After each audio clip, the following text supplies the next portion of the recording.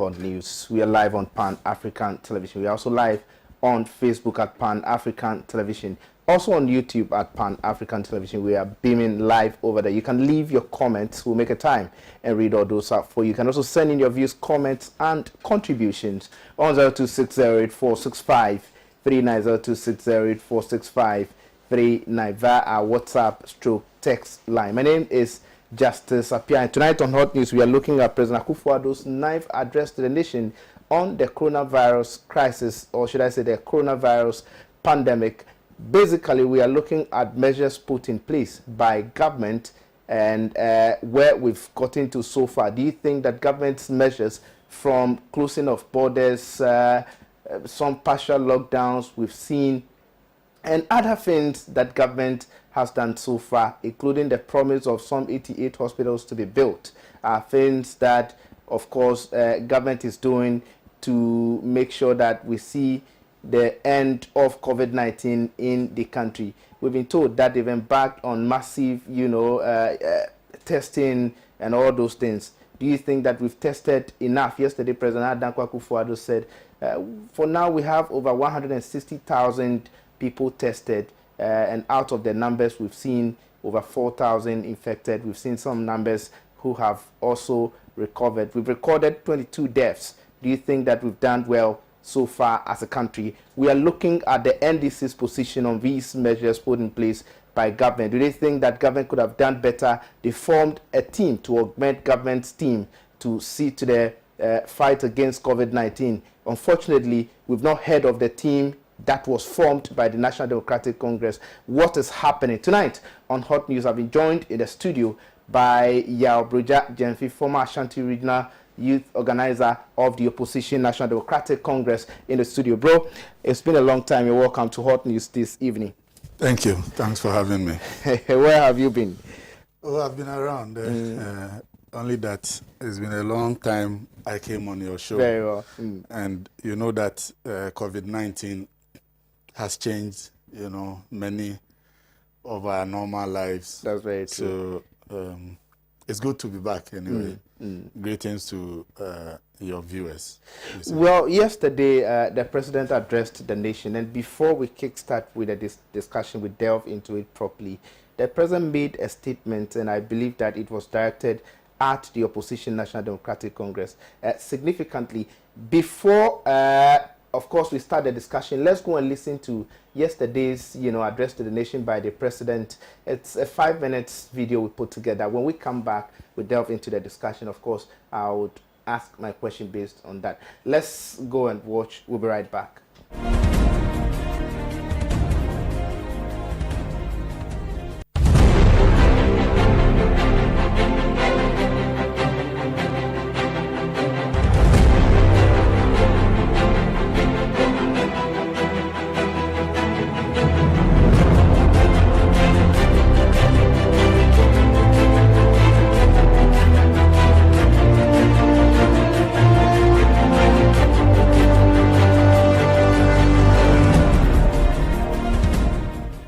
As of Wednesday, 6th May, a total of 135,902 tests had been conducted, with our country's total number of confirmed cases standing at the time at 3,091, with 303 recoveries and, sadly, 18 deaths. On Thursday, 7th May, 14,046 more tests were conducted, and this included the clearing of the last set of backlogs. Our total confirmed cases then rose to 4,012 positives, i.e. 921 new cases. Our recoveries stood at 323, 8 persons were critically ill, and deaths still at 18. It is important to stress that 533 out of the 921 new cases recorded between last Wednesday and Thursday are factory workers from a fish processing factory located in Tema. All 533 persons were infected by one person. Again, Let me reiterate that these new 921 cases were from backlogs dating as far back as 26th April and not necessarily over a 24-hour window. The coming on stream of 7 more testing facilities across the country to complement the efforts of the Noguchi Research Institute, the Kumasi Center for Collaborative Research, and the National Public Health Reference Laboratory at the Kolebu Teaching Hospital have meant that we have been able to clear all the backlog of tests, and the reporting on the cases of infections since Friday, 8th May, is now current. On Friday, a total of 5,253 tests were conducted, with 251 positives. On Saturday, 2,255 tests were conducted, with 266 found to be positive. For today, Sunday, a total of 3,045 tests have been done, with 160 testing positive. These relatively lower daily numbers of infections are welcome and reinforces the fact that the measures instituted to help reduce person-to-person contact and help defeat the pandemic are working. So as of today, Sunday, 10th May, the country has conducted a total of 160,501 tests, with our total number of infections standing at 4,700, with 494 recoveries, 5 persons being critically ill, and 4,179 persons responding to treatment. 22 persons, virtually all of them with underlying illnesses such as hypertension, diabetes, and chronic liver disease, have unhappily died. That the more people we test for the virus, the more persons we will discover as positive, and thus have the opportunity to isolate and treat them. If you do not test people for the virus, you will not find the persons who are positive, let alone isolate them from the population and treat them and prevent them from spreading the virus. Indeed, had we not been proactive in undertaking enhanced contact tracing of infected persons and had relied solely on testing persons who reported to hospital, which is the practice followed by some other countries, i.e. routine testing, our total case count would have stood at 1,413. I know some political actors will want you to believe that our current numbers represent a failure on the part of government. Do not begrudge them. They need to make such comments for their political survival. On the contrary, we must be emboldened in the knowledge that the 4,700 persons infected so far with the virus have been identified, taken out of the population, isolated, and are being treated.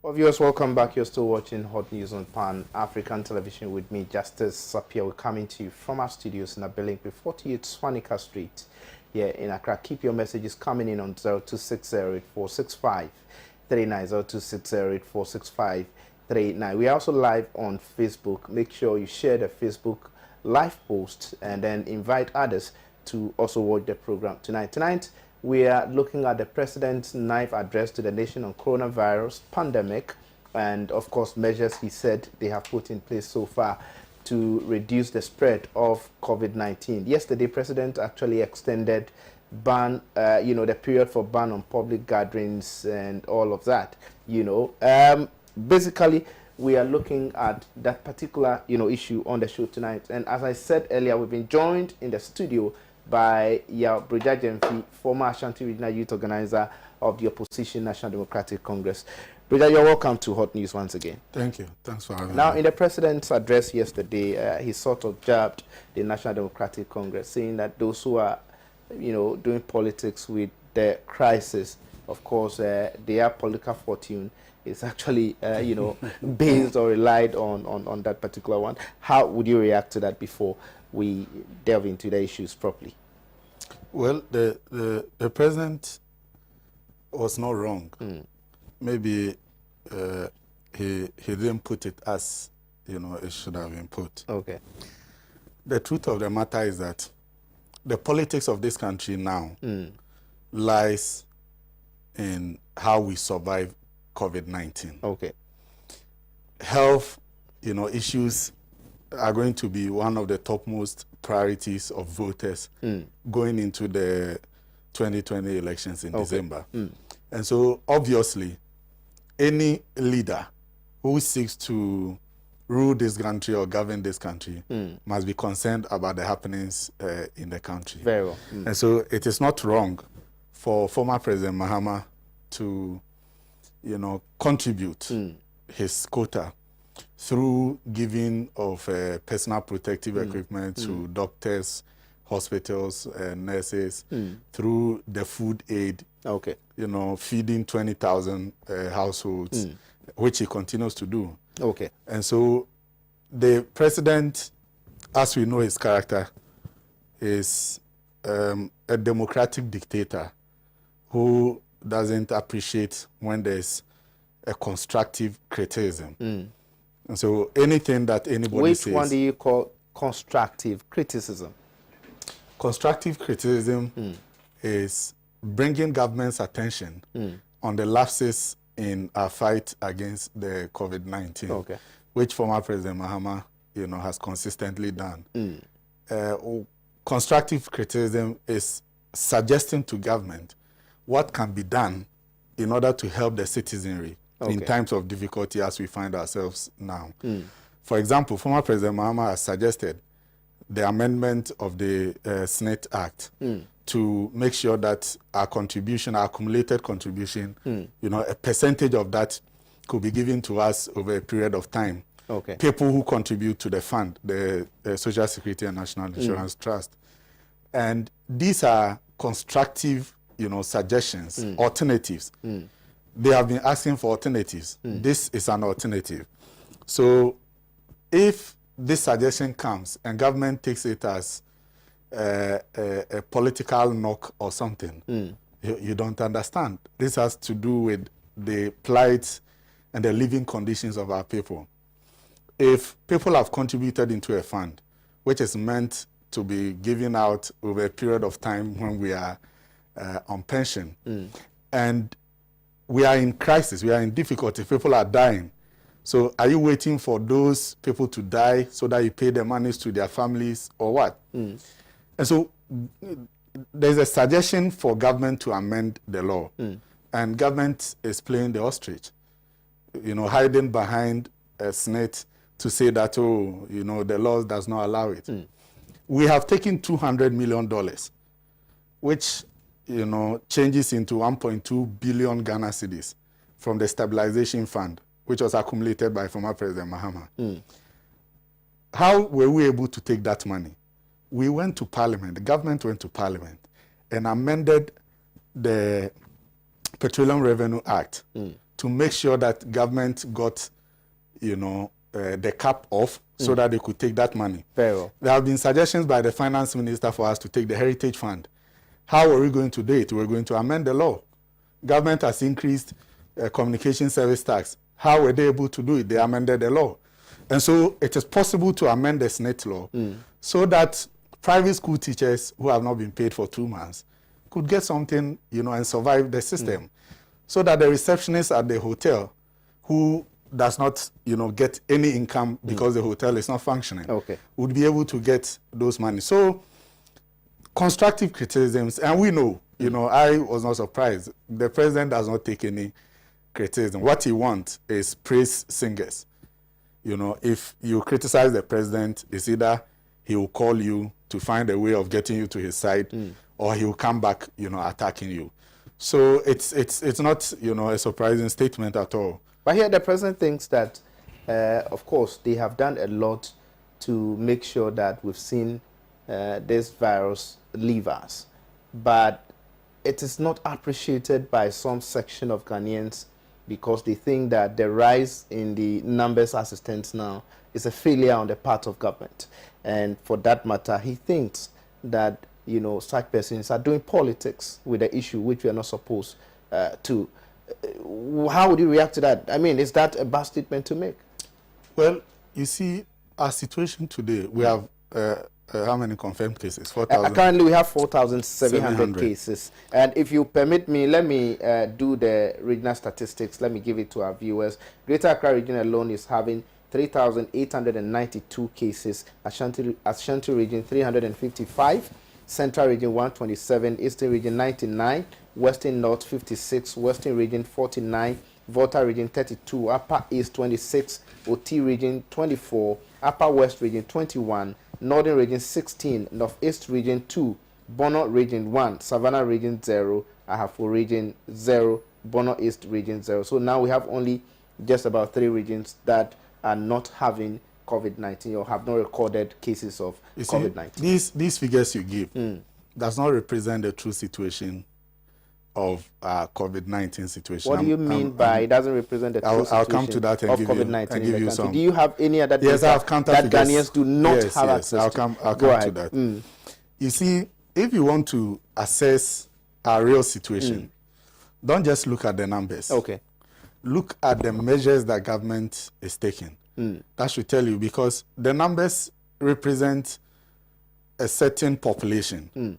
You know, there are many people out there who might have contracted the disease, who probably are asymptomatic, so you don't see the symptoms show in them, and who, you know, go about their normal duties and then infect other people. There are measures to be taken in this COVID-19. Ghana is not the originator of the coronavirus type 2. Coronavirus, you know, came from Wuhan.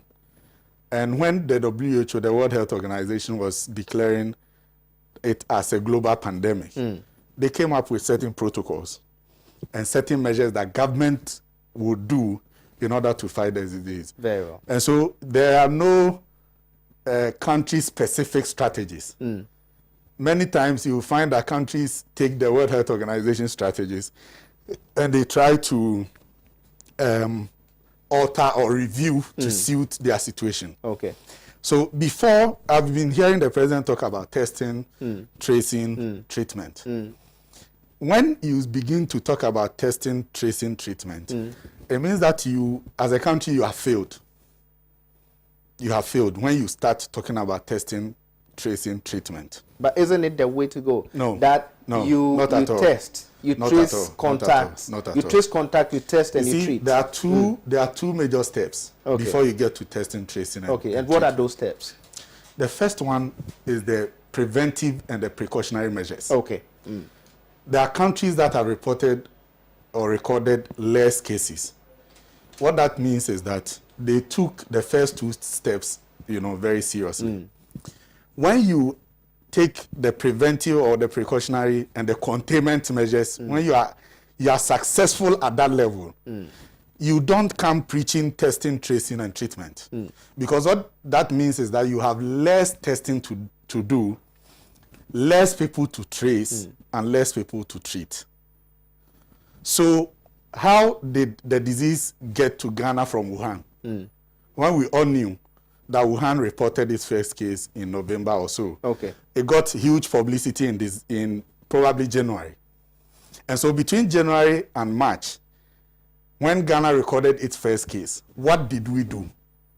These are the first issues you look at before you begin to talk about testing, tracing, and treatment. We left our borders open.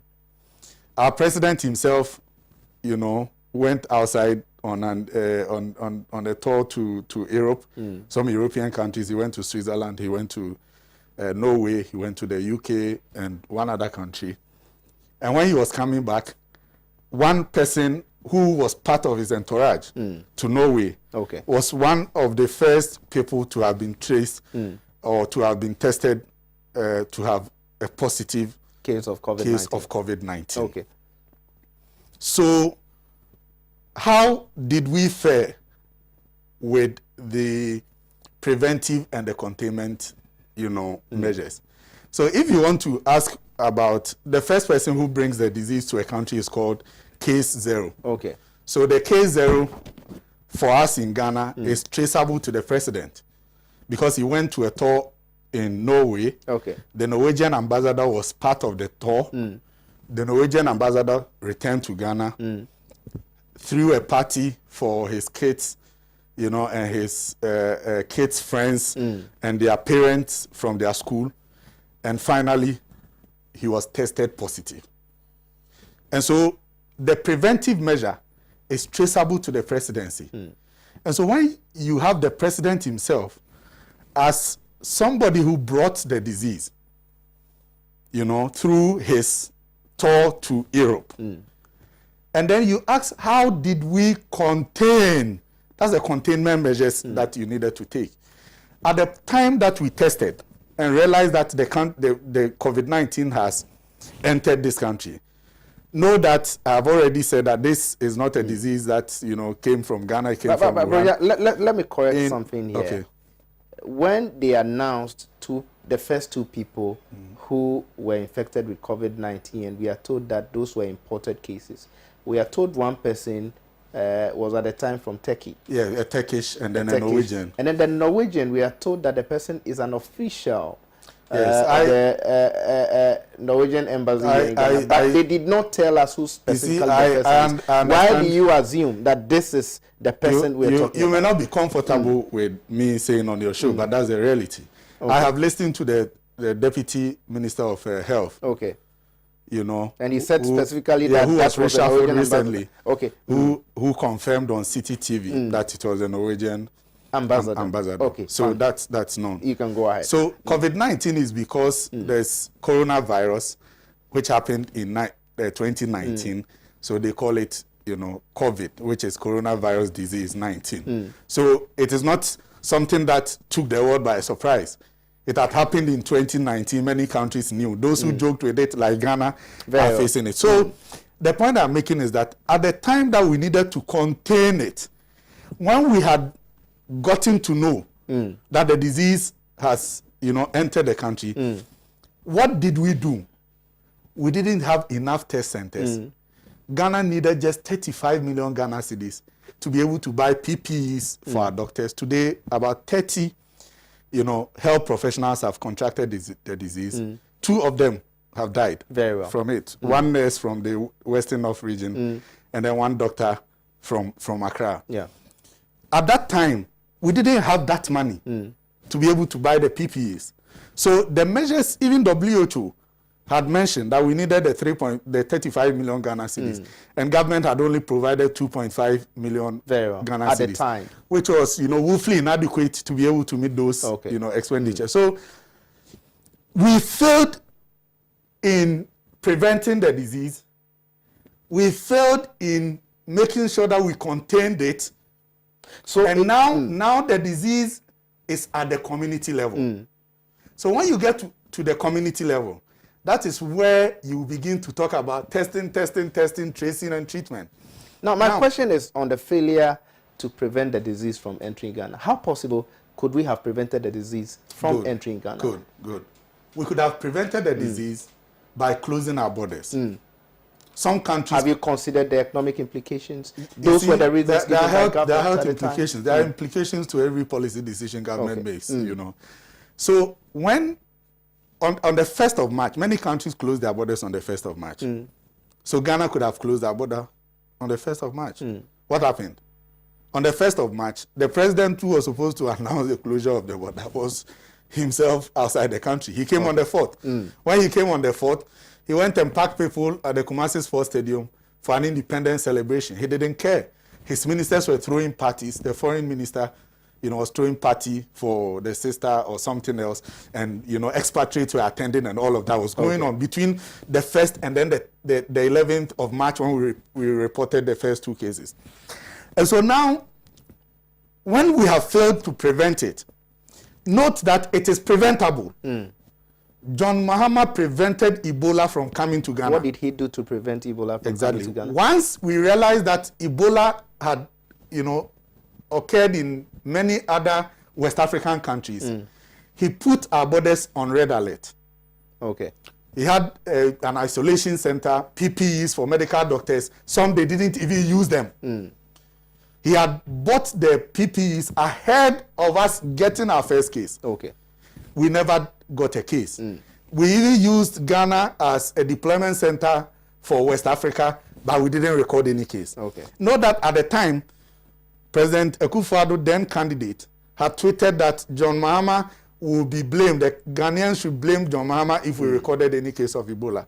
So it is preventable. Now, if you cannot prevent it outrightly, you minimize the number of diseases that the number of the diseases that enter your country, such that you don't allow a good number of people to enter the country with the disease. Yeah. So that it becomes very difficult for you to trace those people. There are countries that have recorded less cases. I have a chart here. Okay. If you look at it and you see those countries that have recorded less cases, you ask yourself why. Because they were very, proactive at the preventive and the containment stage. And so you may find a country that has tested 500. Okay. And you may think that they are not working. Why have they tested only 500? Ghana has tested 160,000. They have tested 500 because they have less people to trace. If only 10 people came into the country with the disease and they had met 10 people each, what that means is that it's going to be 10 times 10 times 10. And so possibly they have 1,000 people to run after and then isolate them from the general populace. So if you see people testing less, it does not mean that they are not working. You understand that position? Okay. Now, again, the testing also means something else. There's a politics about the testing. Okay.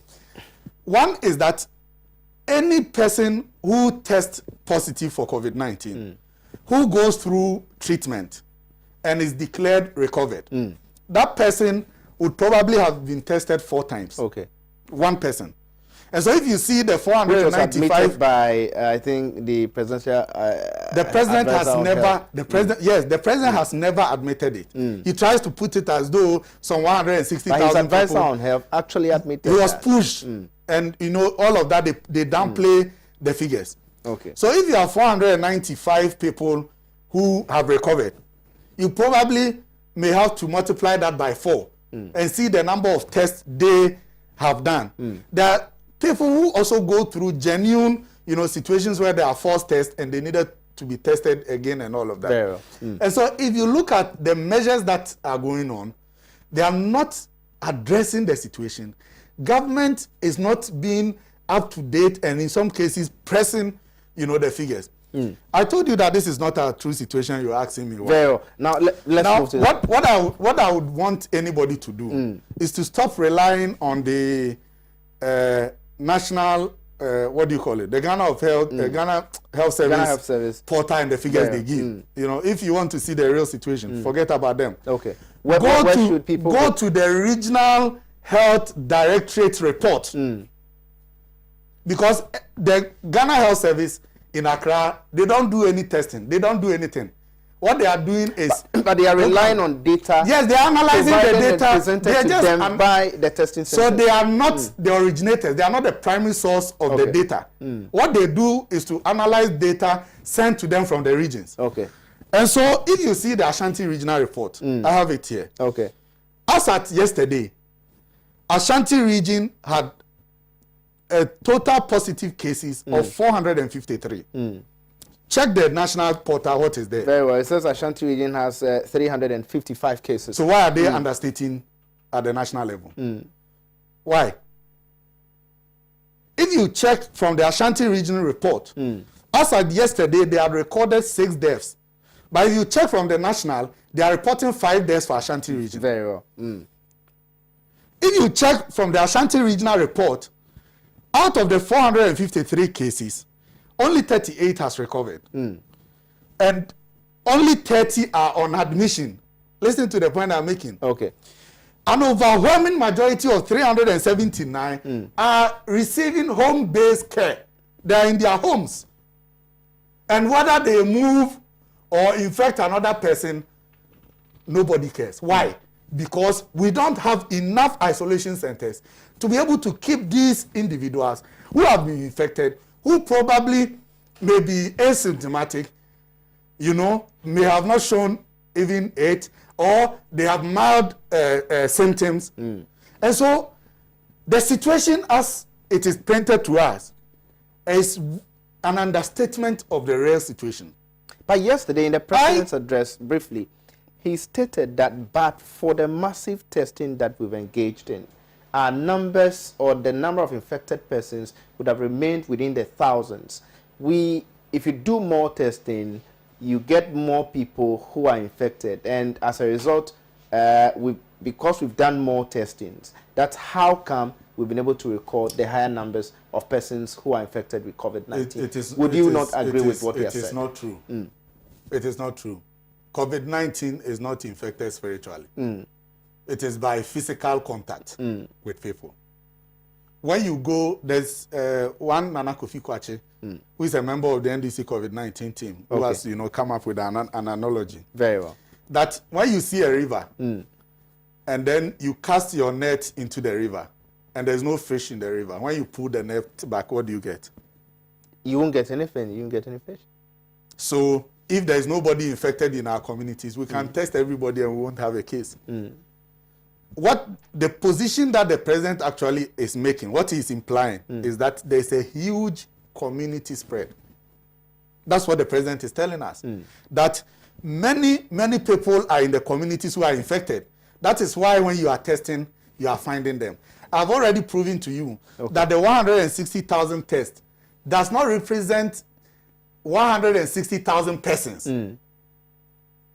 They don't represent 160,000 persons. They represent 160 samples tested. And many people would have been tested more than twice. But out of the 160,000 people, looking at the people who have tested more than twice, thrice, or 4 times, the question we should be asking is that out of the 160,000, what is the percentage? It may be something so big, something so small. No. Isn't it? If you don't isolate the figures, you won't know. The Ghana Health Service should isolate the figures and tell us that when we did the analysis, we realized that this is the total number of people we have tested. And out of that, 4,700 are positive cases. The other tests we add to the 160,000, there may be 5,000, there may be 60,000. Okay. So we need to know. Now, again, if you look at our recovery rate, that's the most, alarming. That should tell us that what the president has been saying, that we have a good immune, system, and it's possible that not many people will die as, people estimate and all of that. If you look at our recovery rate and you compare it with other countries, you would see that we are in a very dire situation. One, Ghana is number 1 in West Africa in terms of the positive cases. You know it. Our population is more than Nigeria, but we are ahead of Nigeria. We are number 1 in West Africa. Our population is less than that of Nigeria. It's less than that of Nigeria, but we still have more cases than Nigeria. If those statistics, you can, try to say it your own way. But if you look at the recovery rates, I have a table here.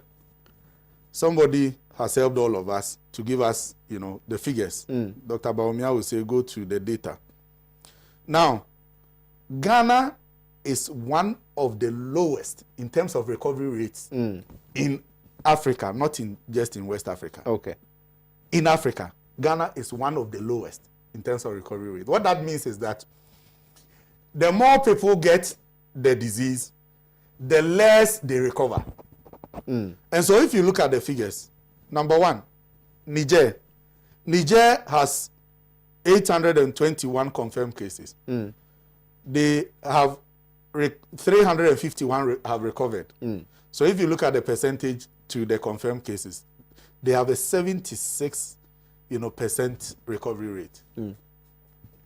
Now, come to South Africa.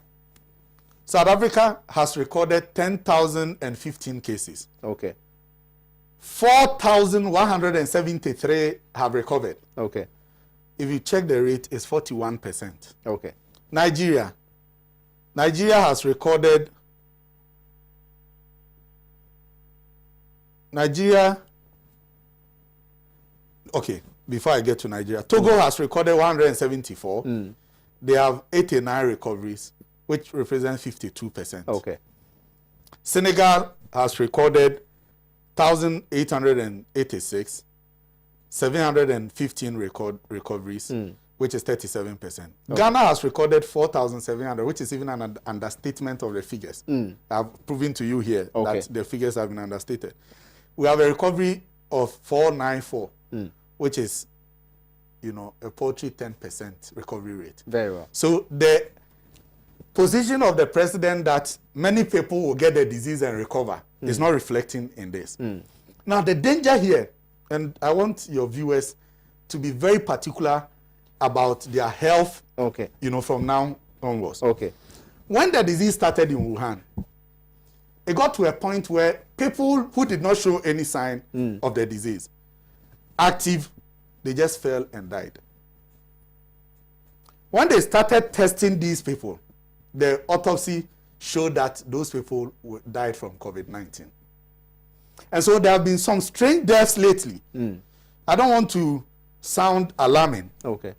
But there are many people these days, you hear that somebody has died. He fell and died, you know, and then everybody thinks that it's a heart failure or heart something, and they go and bury the person. These strange deaths, if you go deep into it, we'll probably find that the cause of death was COVID-19. And let me give you an empirical evidence. Very well. There's a pathologist who works with the Gan East Hospital. He's a military officer. He was interviewed by Joy News about they did an autopsy on a COVID-19 positive case and a negative case.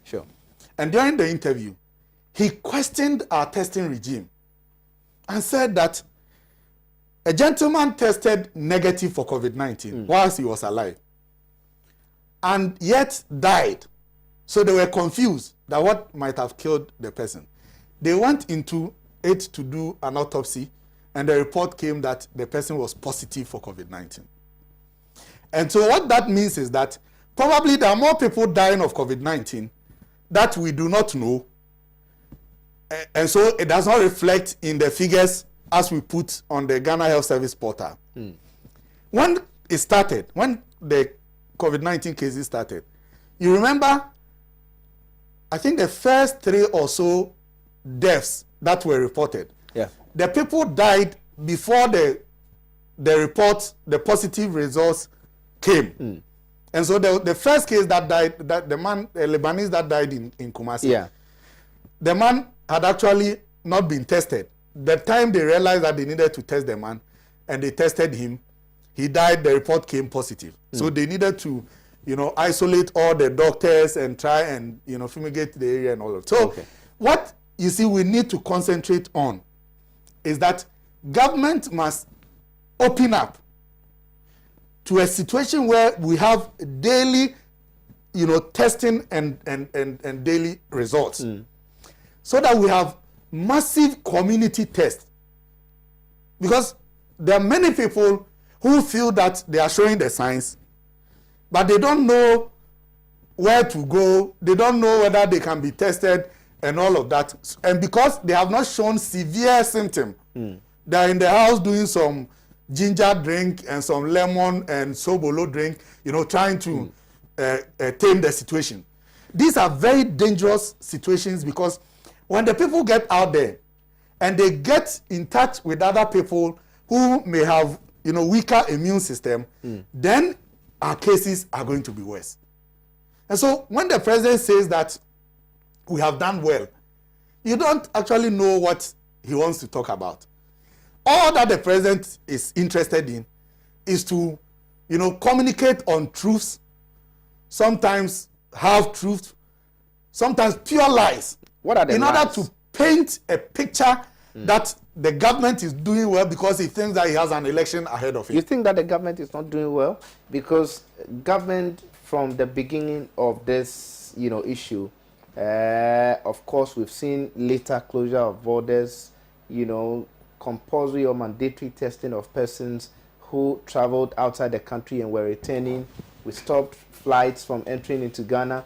we went ahead to declare partial lockdown in the some parts of the Greater Accra region, parts of the Central region, and then parts of the Ashanti region.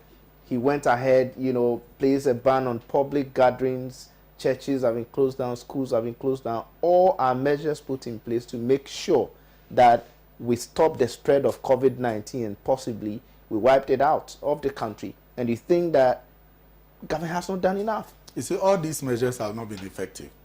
You think so? Yeah, not me. The experts have spoken to it. Okay. For example, the president, came up with a lockdown. And, any country, when you do a lockdown, it goes with some social intervention packages. And that is why the country got $1 billion, dollars from IMF. We took $200 million from the stabilization fund. Okay. We pleaded with the World Bank to forgive us some $500 million, $500 million in terms of interest payment, which they granted. We went for $100 million from them. Many countries, we have had support from the United States in terms of money and logistics. Very well. We have had money from funds from Germany. So there have been an overwhelming support, external support for government because of the lockdown. Okay. Now, what did we do? We set aside 40 million Ghana cedis for dry foods and 40 million Ghana cedis for, cooked food.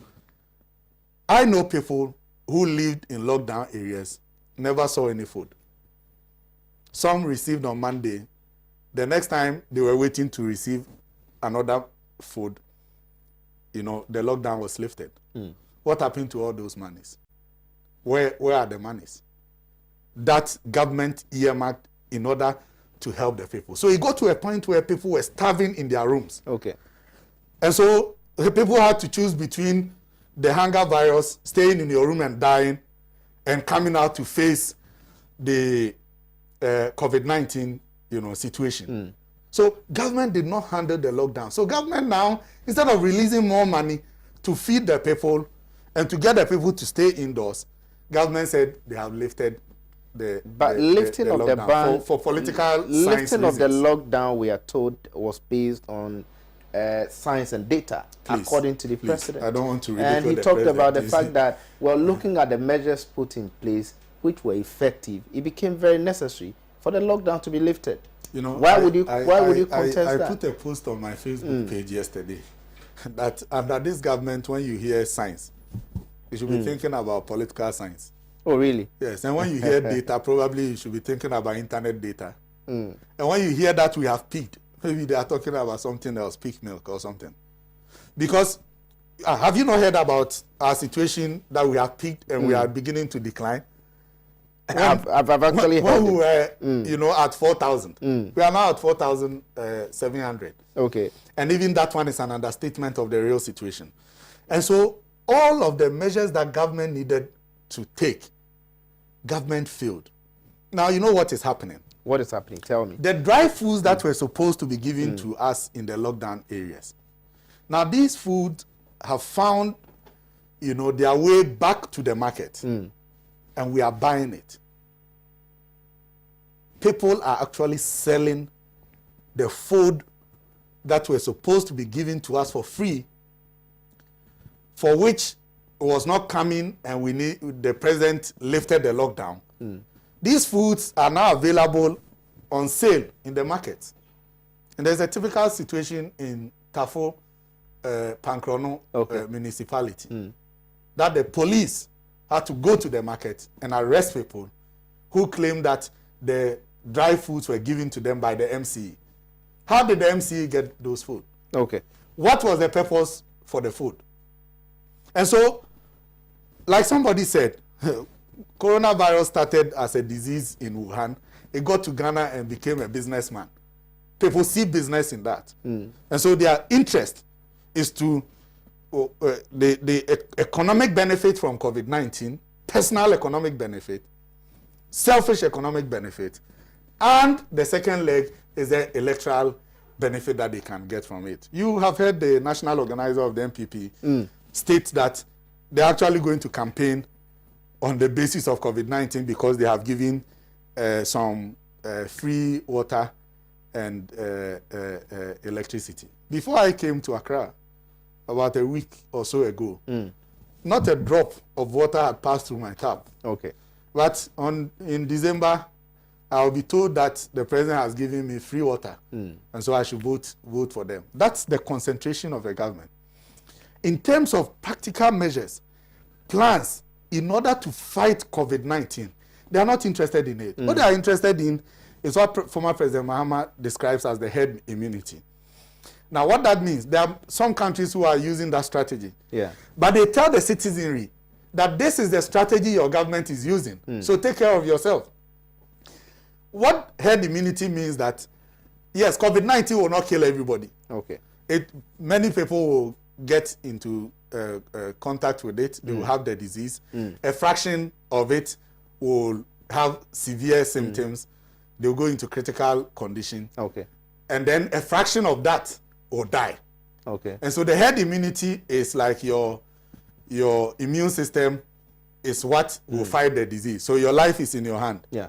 So eat dawa, eat okro, eat kontomire, so that when you go out and you catch the disease, you can survive on your own. You would have a stronger immune so system. when the president, survive you. prescribes certain kind of foods, which he talks as an immune booster, how do you use immune booster to fight COVID-19 when you don't have it? The person who is in his house, who has no COVID-19, what does he need the immune booster if not to fight another disease? And so when your president is preaching to you things that will build your immune system, he's telling you that he's using the strategy of herd immunity, everyone for himself, and then God for us all. And that is a very dangerous strategy, because when you have a lot of community infection, the president is telling us that in one factory, 533 people have been infected. By one person. By one person. How was it possible? Was the person going around kissing everybody? Why do you think that it's impossible? You can say or it that. Wouldn't be possible? Okay, can we say that the 4,700 cases in Ghana was, spread by the first 2 zero cases? The Norwegian and the Turkish. Can we say that this? We cannot say that, because that one we are told that we've, of course, recorded other imported cases at the time. Exactly. But before they came, did we have any report case? No. We didn't have. And probably until those 1,000 people who were stopped on the day we closed our borders and tested them, before them, we knew only 2 people.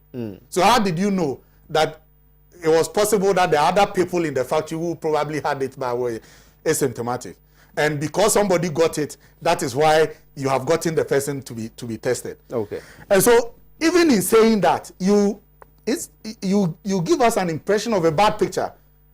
Even though you are trying to use that to paint your government, that there's no cause for alarm. It is only one person who spread it, probably kissing everybody and giving it to them. What you are telling us is that when one person gets it and the person enters the market, before that person leaves the market, the entire population in the market would have been infected. And so if you see the pictures and videos from our market, how overcrowded it is, how people are not observing social distancing, how chiefs even from the president's hometown can organize a swearing-in derby and thousands of people attend, how people are not observing the laid down protocols, how the president himself is not wearing the mask in order to show as a good example for people to wear. It is giving us an indication that we are in for the worst situation to happen. I don't think that we are out of the woods yet. What I believe is that we should all take care of ourselves, wear your mask, wash your hands frequently. If you have an alcohol-based hand sanitizer, try and rub it, in between times, and take good care of yourself. If you probably may want to listen to the president and eat more dawa and eat okro and eat kontomire, what again? and eat what the president's... well, I had Dawada, I had Kontumre and all those things. Exactly. So your life is in your hands. The president has said it before. Now don't listen to him, you know. But in all of this, before you ask your last question, in all of this, we are making COVID-19 look like it's a demon sent by God to destroy the Akufo-Addo government. Every government that is elected has his or her own challenges. Okay. COVID-19, President Akufo-Addo did not tell us when we were voting for him that there may be a situation like COVID-19, and when it comes, I beg you, don't blame me for it. Leadership must rise to the occasion and deal with it. There are countries that have successfully fought COVID-19. There are countries, a country like Vietnam, which borders China. Do you know the number of cases they got? And if you look at the attitude of our president and the action that he's taking. So, please, COVID-19 is a leadership challenge that the president must rise up to. We are going to judge him in terms of his poor preventive measures. We are going to judge him in terms of his role in bringing the disease to Ghana. We are going to judge him in terms of his poor containment measures. And so, whether COVID-19 or not, we will vote. Now, when we are voting, in the midst of crisis, Dr. Bawumia, you know, did a comparison, doomsday crisis and COVID-19 crisis. I think that is the most, you know, wise comparison to do. But maybe it may be for another day, because our elders say that if you are in the midst of driver ants, you know, driver ants, you don't, and they are climbing you. You don't, you know, plug them off whilst you continue to stand in the midst of the driver ants. Very well. In my local dialect, we say, so when you are in the middle of a crisis that you are not too clear your way out, you don't measure the successes of your policies, if even you have any. Very well. So what I'm saying is that in the midst of all the crisis John Mahama faced, when, you know, crude oil prices had come down, we have lost the value of gold, we're not getting maximum for our cocoa production, and all of the situations, the doomsday and everything. Yeah. He built the University of Ghana Medical Center. He started the Circle Interchange in 2014 and completed early 2016. He started the Dodowa Hospital in 2014 and completed in early 2016. He started the KJTR market. By 2016, the first phase was done. President Akufo-Addo also he started the Wa Regional Hospital and did it. But President Akufo-Addo says that within the space of 1 year, he's building some 88 hospitals. What problems do you have? If by the time we are going for the elections and he can show us the hospitals, people will judge him based on that. And so we are expecting that all the promises given us by the president and his party will be delivered. In fact, that 88 hospitals is in his manifesto. He promised in his manifesto, page 35, item, paragraph G, that he was going to give every district a hospital. At that time, we only had 55 districts that did not have hospitals. He came and, you know, did some demarcations and created some more districts, giving us more districts to deal with.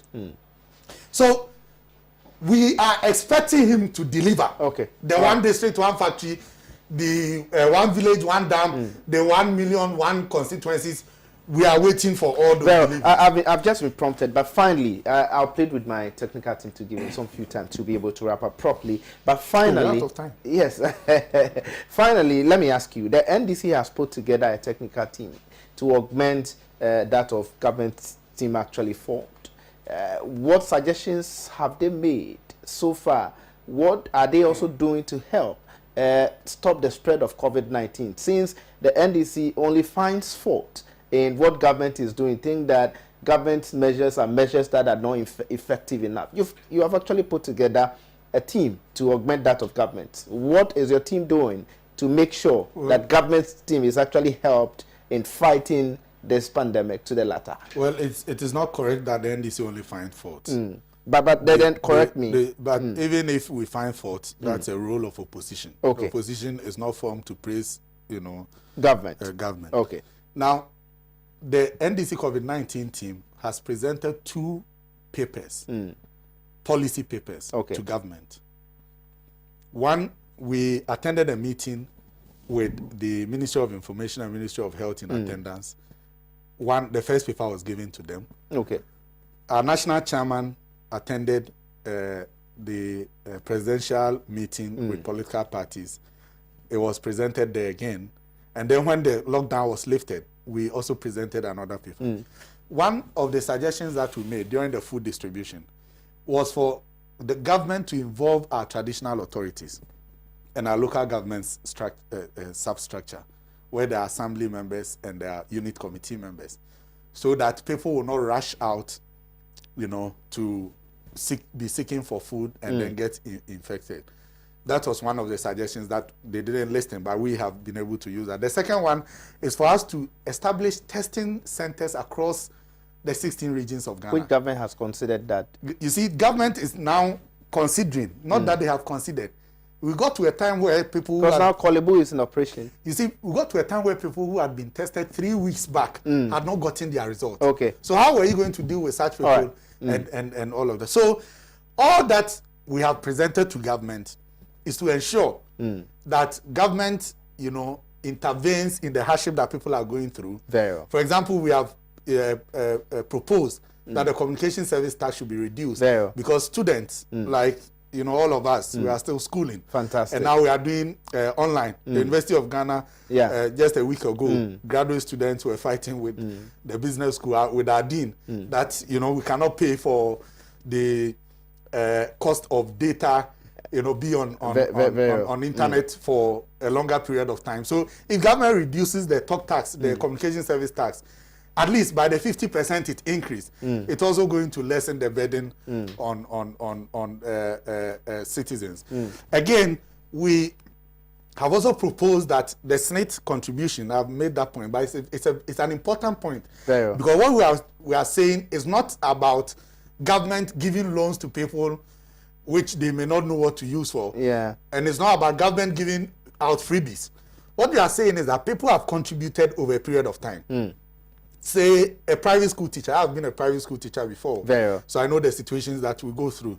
A private school teacher who has taught for 5 years, he has contributed SNIT. Every year, every month they take the SNIT SSF contribution, and then they are waiting for the person to be 60 years, and then he will come back for it. Now, the SNIT law, as amended, has now even created Tier 1, Tier 2, Tier 3, and others. All right. We are saying that amend the law and allow people to assess some or part of their contribution over a period of time. Government is saying no. Why? Because government is owing SNIT 4.5 billion Ghana cedis. You heard me. Very well. 4.5 government billion. Is owing SNIT 4.5 billion Ghana cedis. Okay. And so if they go to amend the law, it means that government has to release the 4.5 billion to SNIT in order for SNIT to pay. And that is why they are playing the ostrich and saying that the law does not allow for it. It is because government owes SNIT. So they don't have the money to pay. It's as simple as that. Thank you so much, Mr. Gyamfi, for coming. Your final words before we finally wrap up. Well, I would like to appeal to NDC members to be steadfast. We are in a new era where things that we didn't consider normal have now become normal. Very well. And so our strategy in campaigning is obviously going to change. Okay.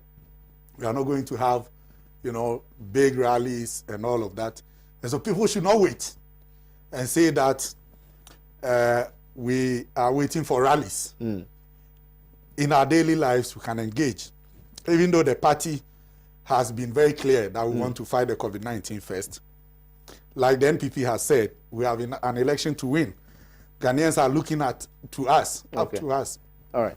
If COVID-19 is going to stay with us for a very long time, then we need a change of government in the earliest opportunity, that we have, which is in December.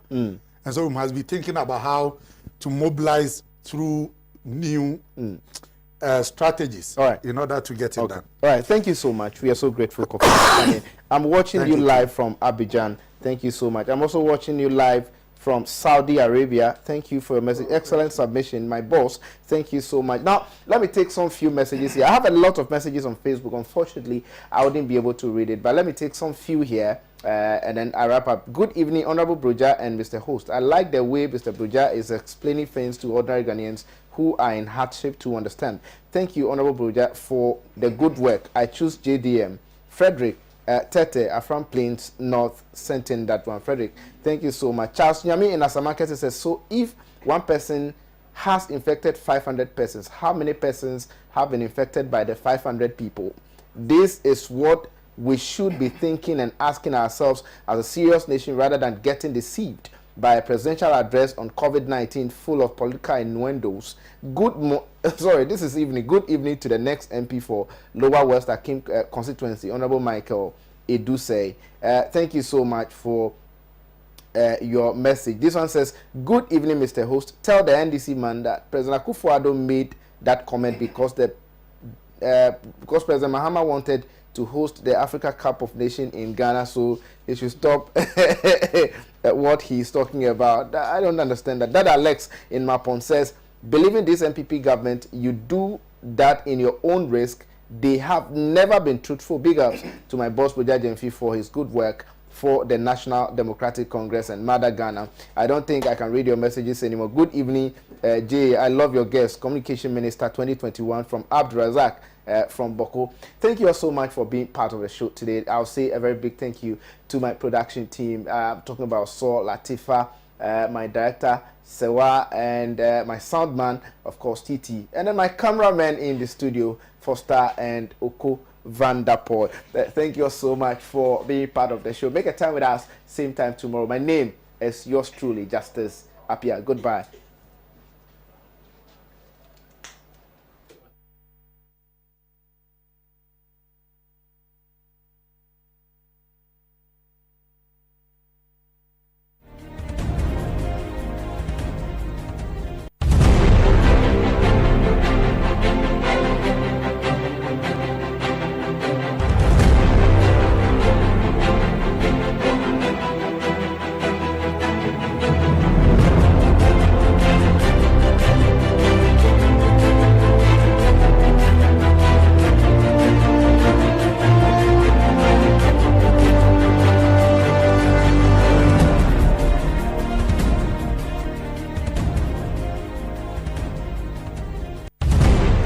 And natural hair. I am Mikesh Crown Salon. Now, keeping natural hair with dreadlocks.